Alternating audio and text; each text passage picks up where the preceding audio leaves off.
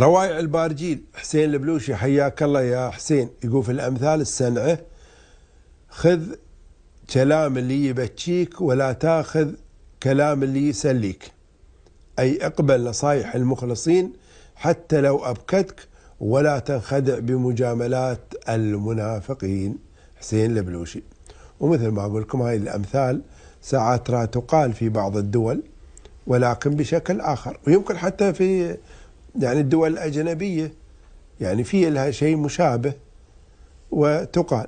فيقول خذ كلام اللي يبكيك ولا تاخذ كلام اللي يسليك. زين. في بعد شيء أنا مر علي بعد مثل كذي يعني عن الضحك وكذا، يعني اللي يبكيك ولا يضحكك ومن هذا القم. يلا المخرج أريد يقول من يبكيني ولا يبكي علي. زين حاضرين، تريد من يبكيك بس عطني فاصل أنت وأنا حين جايينك إن شاء الله ناكل قلري. حاضرين ما طلبت ميت من الضحك. مرتضى سمير حياك الله، شكرا لك. زين والله حافظ بعد أنت أمثلة.